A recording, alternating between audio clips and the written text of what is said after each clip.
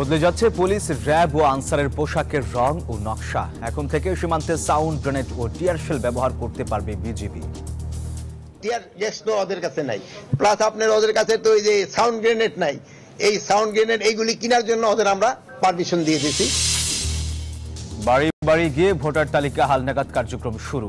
জুলাই অভ্যুত্থানের মাধ্যমে ভোটের অধিকার ফিরে এসেছে বললেন সিইসি। গণহত্যার দায়ে যাত্রাবাড়ী থানার এসি তানজিল সহ ৩ জন কারাগারে। সব মামলার বিচারে আন্তর্জাতিক মান নিশ্চিত করতে যায় ট্রাইব্যুনাল। মেডিকেল ভর্তি পরীক্ষায় কোটা বাতিলে শিক্ষার্থীদের বিক্ষোভ, ফলাফল পুনঃপ্রকাশের দাবি। মঙ্গলবার থেকে কঠোর আন্দোলনের হুঁশিয়ারি। কলকাতায় আরজিকর কাণ্ডে আসামি সঞ্জয়কে আমৃত্যু কারাদণ্ড দিলেন আদালত। ক্ষতিপূরণ দেওয়ার নির্দেশ নিতে নারাজ নির্যাতিতার বাবা। এবং গ্লোবাল সুপার লিগের শিরোপা নিয়ে নিজ শহরে রংপুর রাইডার্স ট্রফি ট্যুর নিয়ে দিনভর নানা আয়োজনে ব্যস্ত দলটি।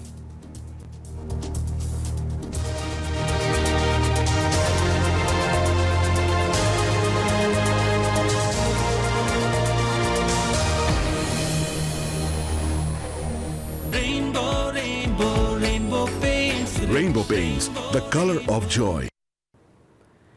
স্বাগত নিউজ 24 সংবাদে, আপনাদের সাথে আছি আমি সোহাগ বক্স। দেখছিলেন সংবাদ শিরোনাম। শব্দের আরেক নাম, একদম ইউনিক স্ট্রাকচারাল ডিজাইনের কসমিক ডোর। এর ওয়াল থিকনেস ও রিপ থিকনেস বেশি থাকা থেকে 50 বছরেরও বেশি। কসমিক ডোর, নিশ্চিন্তে 50 বছর। এবার বিস্তারিত। অবশেষে পুলিশের পোশাক পরিবর্তনের সিদ্ধান্ত নিয়েছে অন্তর্বর্তী সরকার। নতুন সিদ্ধান্ত অনুযায়ী পুলিশের পোশাক হবে লোহার রঙের, র্যাবের পোশাক হবে জলপাই, আর আনসারের পোশাক হবে সোনালী গমের রঙের। সোমবার সচিবালয়ে আইন শৃঙ্খলা সংক্রান্ত উপদেষ্টা পরিষদ কমিটির সভা শেষে সংবাদ সম্মেলনে এই তথ্য জানান স্বরাষ্ট্র উপদেষ্টা লেফটেন্যান্ট জেনারেল অবসরপ্রাপ্ত মোহাম্মদ জাহাঙ্গীর আলম চৌধুরী। স্বরাষ্ট্র উপদেষ্টা বলেন, সবার মন মানসিকতা পরিবর্তন করা জরুরি, সেজন্যই এই 3 বাহিনীর পোশাক পরিবর্তন করা হচ্ছে। পুলিশের রাজনৈতিক ব্যবহার নিয়ে প্রশ্ন ছিল অনেক আগে থেকেই। জুলাই আন্দোলনে ছাত্র জনতার উপর পুলিশের নির্বিচার গুলি এই বাহিনীকে সরকারের পেটোয়া বাহিনীতে রূপান্তর করে। 5 আগস্ট হাসিনা সরকারের পতনের পর ক্ষুব্ধ মানুষের হামলার শিকার হয় দেশের বেশিরভাগ থানা। দেখা দেয় চরম আস্থাহীনতা, ভেঙে পড়ে পুলিশের মনোবল। অন্তর্বর্তী সরকার দায়িত্ব নেয়ার পর দাবি ওঠে আইন শৃঙ্খলা রক্ষার দায়িত্বে থাকা এই বাহিনী ঢেলে সাজানোর। গঠন করা হয় পুলিশ সংস্কার কমিশন। এই কমিশনের প্রতিবেদন জমার পর আইন শৃঙ্খলা সংক্রান্ত উপদেষ্টা পরিষদের প্রথম বৈঠকে সিদ্ধান্ত এলো এই বাহিনীর পোশাকের রং পরিবর্তনের। নতুন সিদ্ধান্ত অনুযায়ী কেমন হতে পারে পুলিশ, র্যাব এবং আনসারের পোশাক, তারও নমুনা দেখানো হয় এই বৈঠকে। পোশাকের সিদ্ধান্তটা হয়ে গেছে। আমরা পুলিশের জন্য, র্যাবের জন্য এবং আনসারের জন্য 3টা সিলেক্ট করা হয়েছে। কেন পুলিশের পোশাক পরিবর্তনের সিদ্ধান্ত, তারও ব্যাখ্যা দিলেন স্বরাষ্ট্র উপদেষ্টা। সবারই মন মানসিকতা সবকিছু পরিবর্তন হইতে হবে। পোশাকের সাথে সাথে সবকিছু মন মানসিকতা সবকিছুর পরিবর্তন দেয়। তো আমি বারবার একটা বলি, আপনারা কিন্তু একটা ক্ষেত্রে হলো সবচেয়ে বেশি জোর দেবেন, এই হলো দুর্নীতি। আপনারা যদি দেশ থেকে দুর্নীতিটা রোধ, সমস্যারই সমাধান হয়ে যাবে। অগ্নি নিরাপত্তা বিষয়ে সচেতনতার লক্ষ্যে আইন শৃঙ্খলার বৈঠকের পর ফায়ার ফাইটিং অনুশীলন হয় স্বরাষ্ট্র মন্ত্রণালয়ের সামনে। উপস্থিত ছিলেন স্বরাষ্ট্র উপদেষ্টা সহ স্বরাষ্ট্র মন্ত্রণালয়ের বিশেষ সহকারী এবং ফায়ার সার্ভিসের ঊর্ধ্বতন কর্মকর্তারা। শাহনাজ ইয়াসমিন, নিউজ 24, ঢাকা। এই যে আমার ব্যাংক আরএফএল গ্যাস স্টোভ, এর সায়েন্টিফিক নজল আর ব্রাশ বার্নার তাপকে সমানভাবে ছড়িয়ে খরচ বাঁচায় 25%। সাশ্রয়ী 304 ফুড গ্রেড স্টেইনলেস স্টিলে তৈরি, যা নিশ্চিত করে জংবিহীন সিঙ্কের আজীবন নিশ্চয়তা। আরএফএল কিচেন সিঙ্ক, স্বাস্থ্যকর কিচেনের চিরস্থায়ী সমাধান। নির্বাচনের নামে আর কোনো প্রহসন চায় না ইসি। সবাইকে নিয়ে সুষ্ঠু ভোট করে নতুন দৃষ্টান্ত স্থাপন করতে চায় নির্বাচন কমিশন। সাভার উপজেলা পরিষদ কমপ্লেক্সে ভোটার তালিকা হালনাগাদ কর্মসূচির উদ্বোধনী অনুষ্ঠানে এসব কথা বলেন প্রধান নির্বাচন কমিশনার। ভোটের অধিকার প্রতিষ্ঠার সুযোগ নিশ্চিত করতে অনিয়মের বিরুদ্ধে জনপ্রতিরোধ গড়ে তোলার আহ্বান জানান নির্বাচন কমিশনাররা। বেশিরভাগ রাজনৈতিক দলকে বাইরে রেখে গত 3টি জাতীয় নির্বাচন করা হয়েছে একতরফাভাবে। কেবল জাতীয় নির্বাচনই নয়, দলীয় প্রতীকে করা সব স্থানীয় নির্বাচনও হয়েছে আওয়ামী লীগ সরকারের নিয়ন্ত্রণে। বলা যায় 17 বছর ধরে নির্বাচনের নামে প্রহসন করেছে সরকার ও নির্বাচন কমিশন। সকালে সাভারে ভোটার তালিকা হালনাগাদ কর্মসূচির উদ্বোধনী অনুষ্ঠানে সিইসি বলেন, এবার ভোটের নামে কোনো নাটক করবে না ইসি। সবাই মিলে মানুষের ভোটের অধিকার ফিরিয়ে দিতে বদ্ধপরিকর বর্তমান নির্বাচন কমিশন। অধিকার প্রতিষ্ঠার জন্য বাঙালি ফাইট করতে জানে, সুতরাং এই বাংলাদেশিরা ঐক্যবদ্ধ হয়ে তাদের ভোটের অধিকারটা আদায় করবে এবং আমাদের নেতৃত্বে আমরা আছি আপনাদের সাথে এবং আপনাদেরকে আমাদের সাথে চাই আমরা। সিইসি ও নির্বাচন কমিশনারদের পাশাপাশি অংশ নেন প্রশাসনের বিভিন্ন পর্যায়ের কর্মকর্তারাও। নির্বাচন কমিশনাররা বলেন, এই কর্মযজ্ঞে সারা দেশে 65,000-এর বেশি কর্মী 6 মাস যাবৎ কাজ করবেন। নির্ভুল ভোটার তালিকা তৈরিতে বাড়ি বাড়ি গিয়ে তথ্য যাচাই করা হবে। যাদেরকে আমি ভোটের ব্যবস্থা করে দিতে চাই, সুতরাং এটা আমাদের একার পক্ষে এটা সম্ভব হবে না।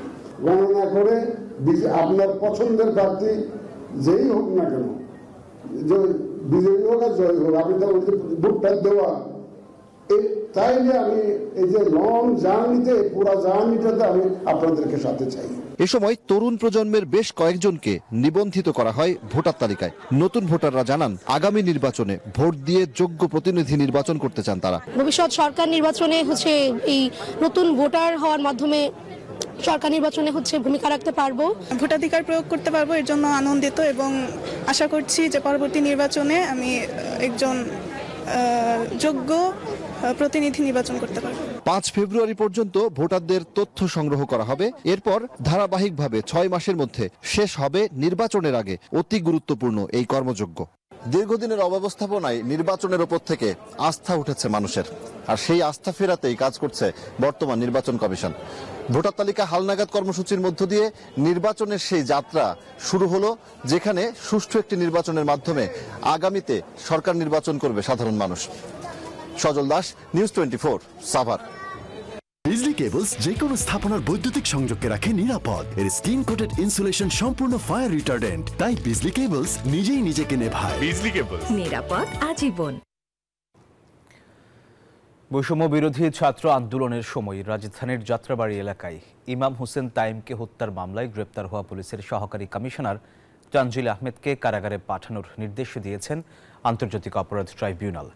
একই দিন গাজীপুরের কোনাবাড়িতে হৃদয়কে হত্যার মামলায় গ্রেপ্তার হওয়া পুলিশ কনস্টেবল আকরাম হোসেন এবং উত্তরার একটি হত্যা মামলায় গ্রেপ্তার পুলিশ কনস্টেবল হোসেন আলীকেও কারাগারে পাঠান ট্রাইব্যুনাল। প্রসিকিউশনের আবেদনের পরিপ্রেক্ষিতে সোমবার দুপুরে চেয়ারম্যান বিচারপতি গোলাম মুর্তজা মজুমদারের নেতৃত্বাধীন 3 সদস্যের ট্রাইব্যুনাল এই আদেশ দেন।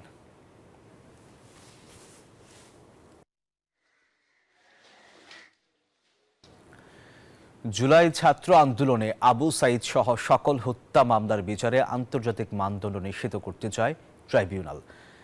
এমনটি জানিয়েছেন সংস্থাটির প্রসিকিউটর ব্যারিস্টার SM মইনুল করিম। আজ সকালে আবু সাইদ হত্যার ঘটনাস্থল রোকেয়া বিশ্ববিদ্যালয়ের 1 নম্বর গেটের সামনের এলাকা পরিদর্শন শেষে তিনি এই কথা বলেন। তিনি জানান, 1 সপ্তাহ আগে অভিযোগ জমা দেওয়ার পর তদন্তে 12 সদস্যের একটি দল রংপুরে পাঠানো হয়। দ্রুত তদন্ত শেষে মামলার কার্যক্রম শুরু হবে এবং গ্রেফতারি পরোয়ানা জারি হবে।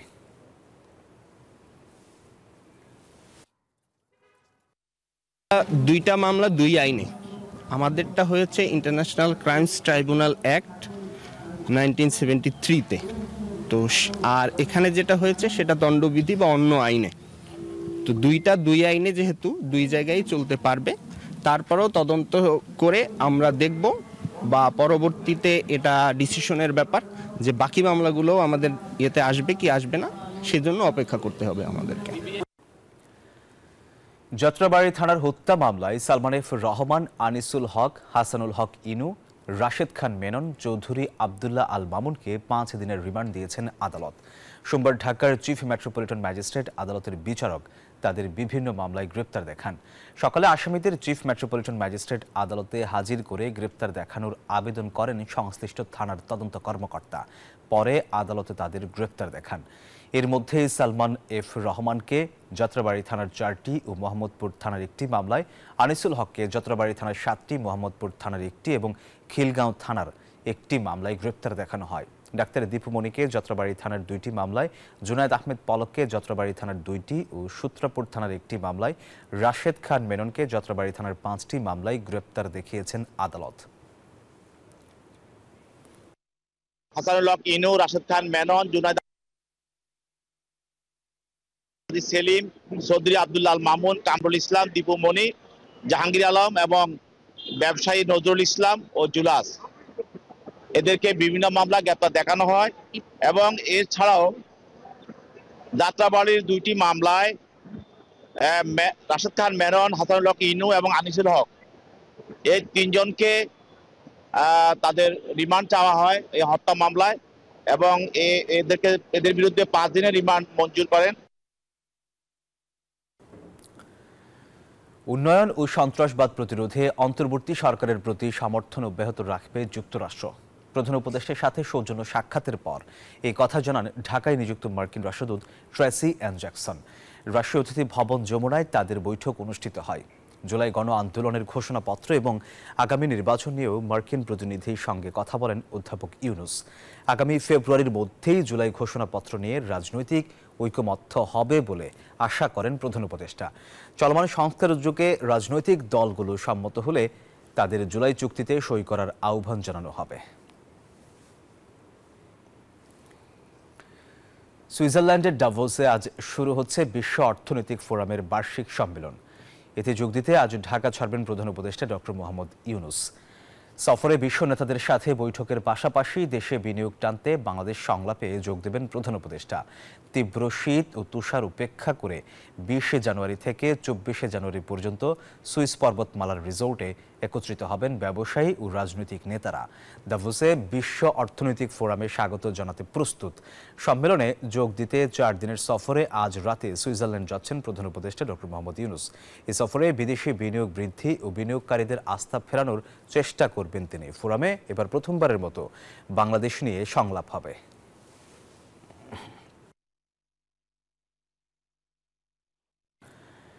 মেডিকেল ভর্তি পরীক্ষায় মুক্তিযোদ্ধা কোটা বহাল রাখার প্রতিবাদে এবং ভর্তি পরীক্ষার ফল পুনর্মূল্যায়নের দাবিতে বিক্ষোভ করেছেন শিক্ষার্থীরা।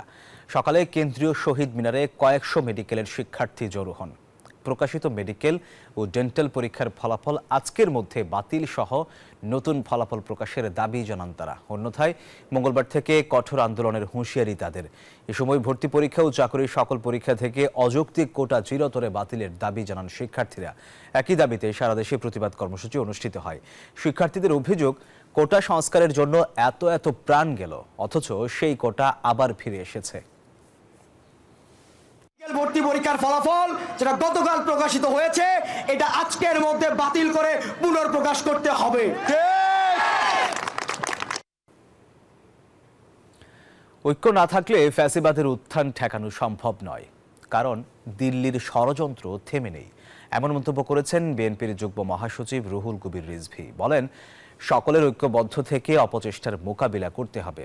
জিয়াউর রহমানের 89তম জন্মবার্ষিকী উপলক্ষে জিয়াউর রহমান ফাউন্ডেশনের গাছের চারা রোপণ কর্মসূচিতে অংশ নিয়ে তিনি এই মন্তব্য করেন। তিনি বলেন, যারা ফ্যাসিবাদ কায়েম করেছিল তাদের যেন উত্থান না ঘটে। এ সময় তিনি আরও বলেন, একসময় ঢাকা বিশ্ববিদ্যালয়ে ফ্যাসিস্টের তৈরি পরিবেশ ছিল, তাই ক্যাম্পাসে সকল দল মতের সহাবস্থান থাকা জরুরি। তথাকথিত উন্নয়নের নামে বড় বড় মেগা প্রজেক্ট দেখিয়ে বৃক্ষ নিধন করে নদী বন্ধ করে দিয়ে এবং যারা রিয়েল এস্টেটের নামে ভূমিদস্যুর যারা খেতাব পেয়েছেন, তারা এই পৃথিবীকে মানুষের বসবাসযোগ্য না করে ধ্বংসের প্রান্ত নিয়ে গেছেন। তাদের প্রতিনিধি ছিলেন যারা 5ই আগস্টে এই দেশ থেকে পালিয়ে গেছে। বিগত 15 বছরে ফ্যাসিবাদী সরকার পুরো জাতির উপর যেভাবে তাণ্ডব চালিয়েছিল, একইভাবে গণমাধ্যমের উপর অত্যাচার নির্যাতন চালিয়েছে। এমন মন্তব্য করেছেন জামায়াতের আমির ডাক্তার শফিকুর রহমান। দৈনিক সংগ্রামের সুবর্ণ জয়ন্তী অনুষ্ঠানে অংশ নিয়ে এই কথা বলেন তিনি। জানান, স্বাধীনতার পরপরই যেভাবে গণমাধ্যমের উপর কালো ছায়া নেমে এসেছিল, একইভাবে গণমাধ্যমের উপর তাণ্ডব চলেছে গেল 15 বছরে। অত্যাচার নির্যাতন করা হয়েছে অসংখ্য সাংবাদিক নেতা এবং গণমাধ্যম কর্মীদের উপর। এ সময় তিনি গণমাধ্যমকে সত্য প্রকাশে সাহসী ভূমিকা রাখার আহ্বান জানিয়ে বলেন, একটি গণতান্ত্রিক রাষ্ট্র প্রতিষ্ঠায় গণমাধ্যমকে অবশ্যই নিরপেক্ষ ভূমিকা পালন করতে হবে। একেবারেই সরাসরি সাদাকে সাদা বলবে, কালোকে কালো বলবে। যিনি যেভাবে বলেছেন, যিনি যেভাবে লিখেছেন, তারটা হুবহু সেইভাবে তুলে ধরতে হবে। ফেসিয়াতবাদী আমলে এটা একেবারেই হয়নি। এখনো তার কিছু কালো ছায়া আমরা লক্ষ্য করি।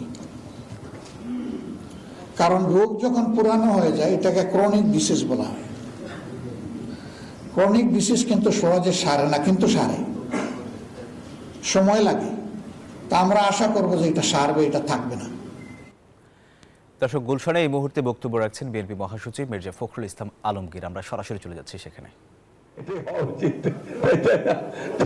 এখন কোষাধ্যক্ষ সাহেব এই দুটি কিছু কাজ করেছেন, আমি আশা করি যে ভবিষ্যতে তিনি আরো কাজ করবেন। ইয়াং আছেন, ভালোভাবে করতে পারবেন। আমি ধন্যবাদ জানাতে চাই আমাদের আজকের প্রধান অতিথি, আমাদের দলের ভারপ্রাপ্ত চেয়ারম্যান মহোদয়কে, যে তিনি আজকে এত সময়ের মধ্যে এই একটা সময় দিয়েছেন, কারণ এটা অত্যন্ত জরুরি গুরুত্বপূর্ণ একটা বিষয়। সকলকে ধন্যবাদ। আসসালামু আলাইকুম। ধন্যবাদ সম্মানিত সভাপতি। দর্শক, সময় হলো একটা বিরতির, সাথেই থাকুন।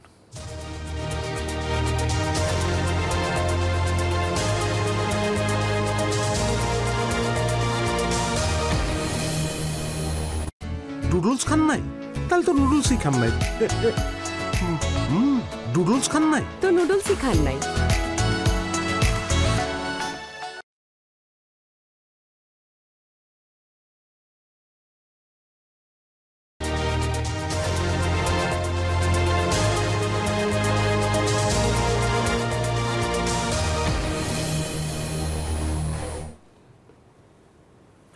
আবার স্বাগত নিউজ 24 সংবাদে। একটি ভালো নির্বাচন চাই, তাই তাড়াতাড়ি ভোট হওয়া প্রয়োজন। দ্রব্যমূল্য, আইন শৃঙ্খলা সহ দেশের সার্বিক ব্যবস্থা ঠিক করার জন্য প্রয়োজন রাজনৈতিক সরকার বলে মন্তব্য করেছেন নাগরিক ঐক্যের সভাপতি মাহমুদুর রহমান মান্না। প্রেসক্লাবে বাংলাদেশ সংস্কার পার্টির প্রথম প্রতিষ্ঠা দিবস উপলক্ষে 5 আগস্টের বিজয় ও ভবিষ্যতের বাংলাদেশ শীর্ষক আলোচনা সভায় এসব কথা বলেন তিনি। এ সময় অন্তর্বর্তীকালীন সরকার যেসব সংস্কার করতে পারবে তিনি তা বিশ্বাস করে না মন্তব্য করে বলেন, সংস্কার একটি চলমান প্রক্রিয়া, তাই সংস্কারের প্রক্রিয়া হতে হবে গুণগত রূপান্তরের মাধ্যমে। রাজনৈতিক দলগুলো সংস্কারের প্রস্তাবনা নিয়ে দ্রুত সংস্কার করে নির্বাচন করার আহ্বান জানান তিনি। জনগণ যেই দলকে যোগ্য মনে করবে তাকে নির্বাচিত করবে। এখন বিতর্ক শুরু হয়েছে, আগে সংস্কার নাকি আগে কি বলে নির্বাচন। এগুলো তো একটা ফালতু বিতর্ক। আমি ভাই সিম্পল বুঝি, একটা ভালো ইলেকশন চাই এখন। কারণ আপনি তো দাম কমাতে পারবেন না, আপনি পুলিশ ঠিক করতে পারবেন না, ছিনতাই লুটপাট শুরু হয়ে গেছে না, কিছু করতে পারেননি তারা। সিভিল অ্যাডমিনিস্ট্রেশন ঠিক করতে পারেন নাই, কোনো জায়গায় পারছেন না, যখন তাড়াতাড়ি ভোট দিয়ে দেওয়া ভালো। আমি এই চেয়ারে বসবো না। বাচ্চু ভাই, এই চেয়ারকে ভয় পেও না। ডেন্টিস্টের পরামর্শে নাও নতুন কোলগেট অ্যাক্টিভ সোল, যা দাঁতের সমস্যা শুরু হওয়া মাত্রই থামিয়ে দেয়। না থাকবে ব্যথা, না থাকবে ভয়। এবারে অর্থ বাণিজ্য সংবাদ।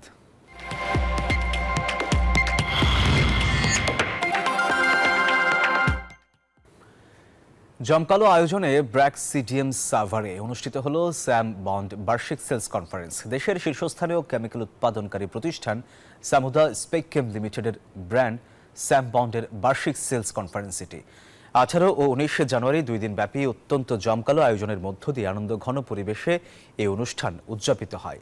সারা দেশের সেলস টিমের সকল সদস্য এবং পরিবেশকগণ এই সম্মেলনে যোগদান করেন। সামুদা স্পেককেমের head of sales and marketing AKM Mahmudul Hasan তার উদ্বোধনী বক্তব্যে কোম্পানির ভবিষ্যৎ ব্যবসায়িক লক্ষ্য উল্লেখ করেন এবং তা অর্জনের জন্য নির্দেশনামূলক বক্তব্য রাখেন। Instant milk powder happy cow যেমন সাশ্রয়ী তেমনি পুষ্টিগুণে ভরপুর, আর এটা নিউজিল্যান্ডের গরুর দুধ। হ্যাপি কাউ, গরুর দুধের স্বাদ সবাই পাক। এবারে আন্তর্জাতিক সংবাদ।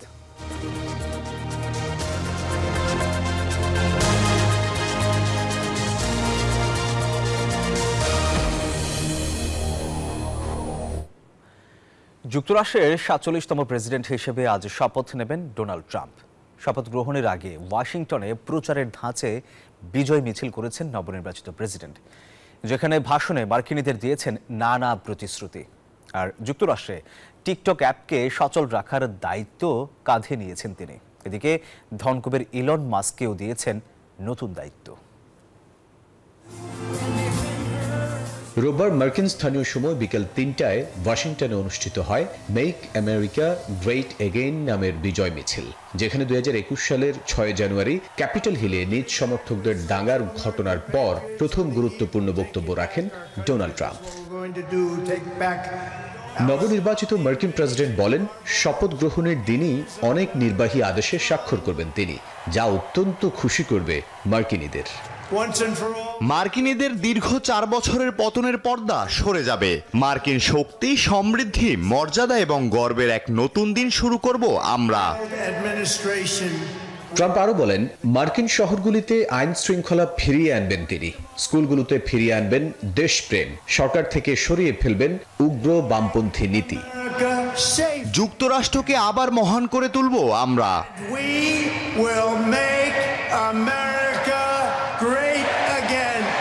জনপ্রিয় টিকটক অ্যাপকে যুক্তরাষ্ট্রের সচল রাখার দায়িত্ব নেন ট্রাম্প। বিজয় সমাবেশের ভাষণে ডিপার্টমেন্ট অব গভর্নমেন্ট এফিসিয়েন্সির একটি উপদেষ্টা দলের কথা উল্লেখ করেন তিনি। পরে জনতাকে ধনকুবের ইলন মাস্ককে দলটির নেতৃত্বের দায়িত্ব দেয়া হয়েছে বলে জানান। Desk report, news 24। কলকাতার আলোচিত আরজিকর হাসপাতালে মেডিকেল শিক্ষার্থী ধর্ষণ ও খুনের ঘটনায় সঞ্জয় রায়কে আমৃত্যু কারাদণ্ড দিয়েছেন আদালত। ঘটনার 5 মাস 11 দিনের মাথায় সোমবার এই সাজা ঘোষণা করেন শিয়ালদা আদালত। ফাঁসির দণ্ড না দেয়ায় ক্ষুব্ধ আসামি পক্ষের আইনজীবীরা। আদালতের রায় অনুযায়ী সঞ্জয় রায়কে যতদিন সে বেঞ্চে থাকবেন ততদিন তাকে কারাগারে থাকতে হবে। পাশাপাশি 17 লাখ টাকা ক্ষতিপূরণ দেওয়ারও নির্দেশ দিয়েছে আদালত। 2024 সালের 9 আগস্ট আরজি করের তরুণী চিকিৎসককে ধর্ষণ ও খুনের ঘটনায় তোলপাড় হয়ে উঠেছিল রাজ্য তথা দেশ।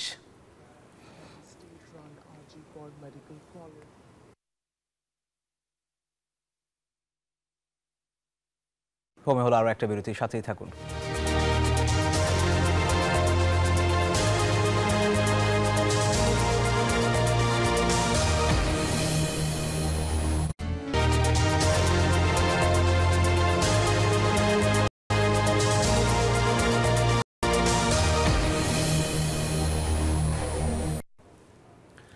দর্শক, আবার স্বাগত। এবার জানাবো খেলার সংবাদ।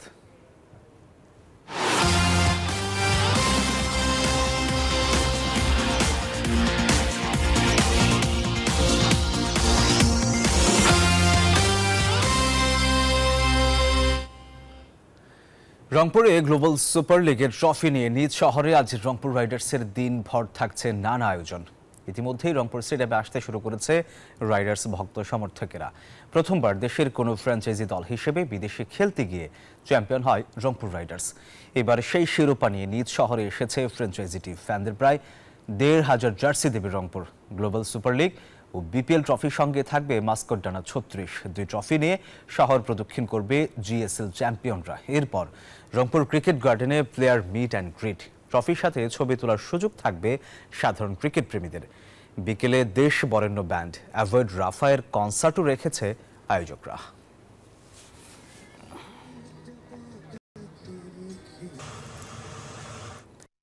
অনূর্ধ্ব 19 নারী টি-20 বিশ্বকাপে নিজেদের দ্বিতীয় ম্যাচে হাড্ডাহাড্ডি লড়াই করে অস্ট্রেলিয়ার কাছে 2 উইকেটে হেরেছে বাংলাদেশের মেয়েরা।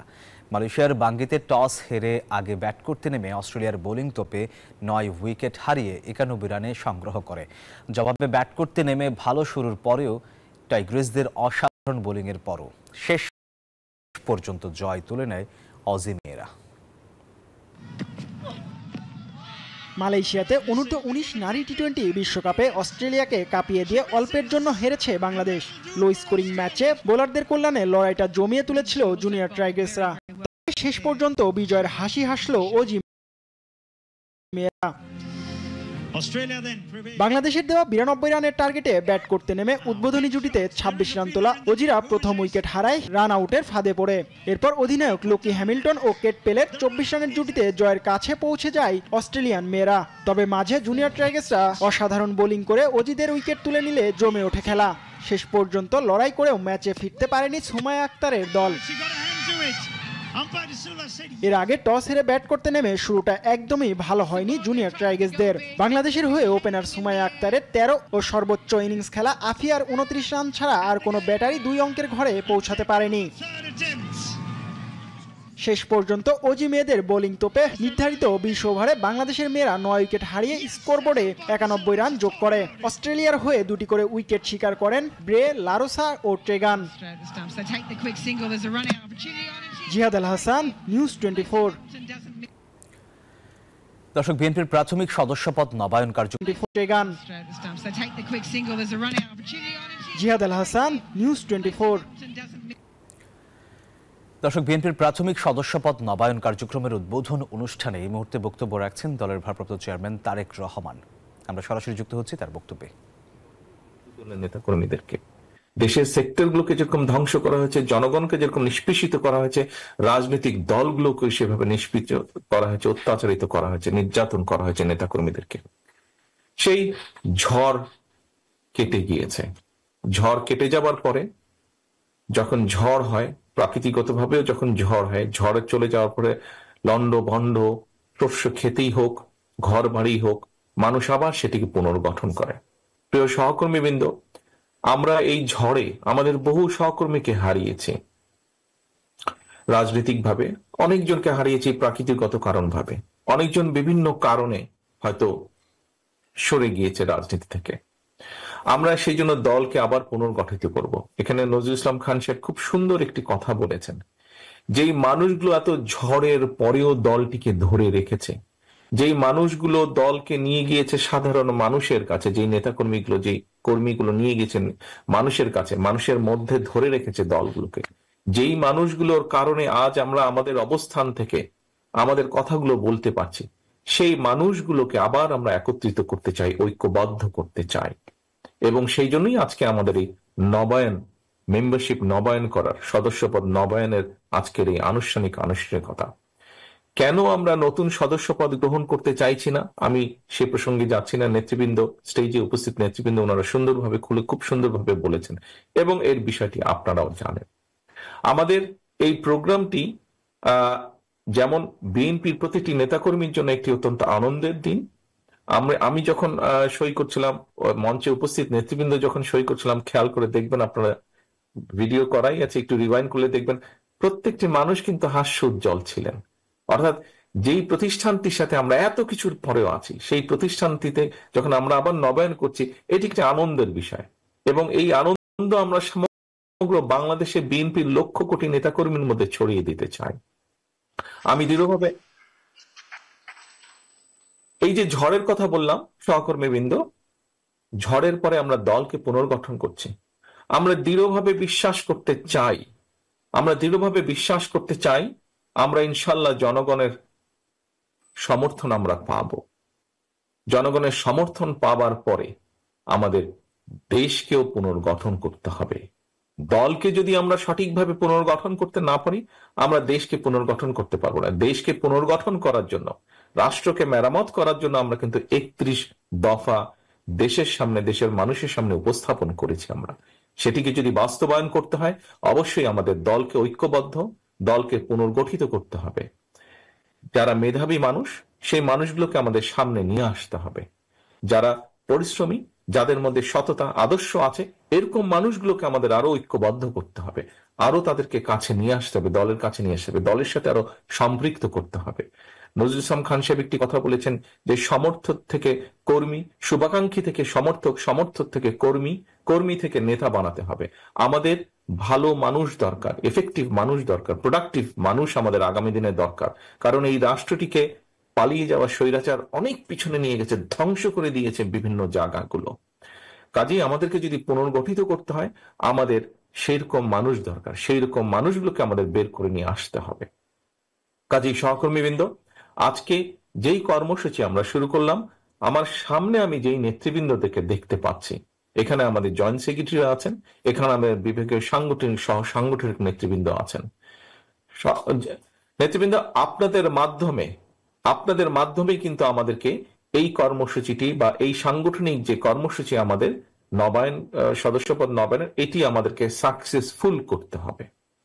কাজেই আপনাদের দিকে দল তাকিয়ে আছে এবং আপনারা থানা, পৌর, ইউনিয়ন, গ্রাম, জেলা এই পর্যায়ে যারা নেতৃবৃন্দ আছেন তাদেরকে তাদের মাধ্যমে অর্গানাইজ করে আমি দৃঢ়ভাবে বিশ্বাস করি যেভাবে আন্দোলনের সময় স্বৈরাচারের বিরুদ্ধে আন্দোলনের সময় আপনারা বিভিন্ন সময় তাদেরকে সংগঠিত করে ঐক্যবদ্ধভাবে সুন্দরভাবে অর্গানাইজ করে আপনারা সফল করেছিলেন। আমাদের সেই বিভাগীয় সমাবেশগুলো, আমাদের বিভিন্ন সময় অন্যান্য অনুষ্ঠানগুলো আপনারা সফল করেছিলেন। এই কর্মসূচিটি আপনারা সফল করবেন। এখানে দর্শক, বিএনপির প্রাথমিক সদস্যপদ নবায়ন কার্যক্রমের উদ্বোধন অনুষ্ঠানে বক্তব্য রাখছেন বিএনপির প্রাপ্ত চেয়ারম্যান তারেক রহমান। আমরা সরাসরি যুক্ত ছিলাম সেখানে। আর এই ছিল নিউজ 24 সংবাদে। ধন্যবাদ সবাইকে।